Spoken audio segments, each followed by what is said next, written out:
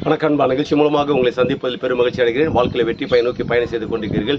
இந்த பயணங்கள் நல்ல முறையில் வெற்றி பெற நண்பின் வாழ்த்துக்கள். நீங்கள் நல்லா இருப்பீங்க. இப்போ இருக்கிறத விட 1000 மடங்கு அதிகமாகும்படி நம்ம சேனைகள் கர்த்தர் தாமே உங்களை ஆசீர்வதித்து உயர்த்துவாராக. நல்ல கவனிச்சு பாருங்கள்.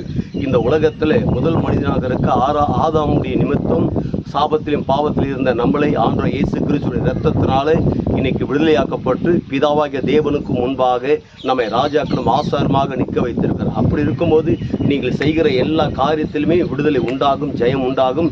நீங்கள் இந்த உலகத்தில் வெற்றி பெற்றே ஆக வேண்டும். ஏன்னா உங்கள் மேலே இருக்கிற வாக்குத்தத்தம் என்ன? அந்த வாக்குத்தத்தம் என்ன? நிச்சயமாக நான் உன்னை ஆசீர்வதித்து உன்னை பெருகவே பெருக பண்ணு. ஆமாம், நீங்கள் நல்லா இருக்க வேண்டிய அவசியம் கிடையாது. நீங்கள் சோர்ந்து போயிருக்க வேண்டிய அவசியம் கிடையாது. பல விதமான கேள்விகளோடு இருக்க வேண்டிய அவசியம் கிடையாது.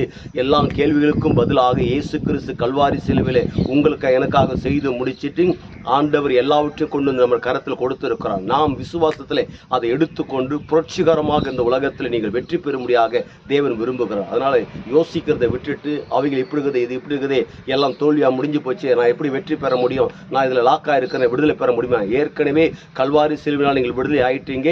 இப்போ எதுலையுமே லாக்கு இல்லை. நீங்கள் வெற்றி பெற வேண்டியதான்.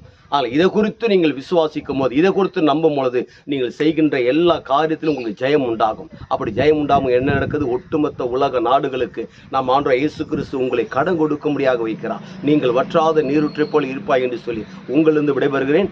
உங்கள் நண்பன் ரவி, பெரியபாளையம்.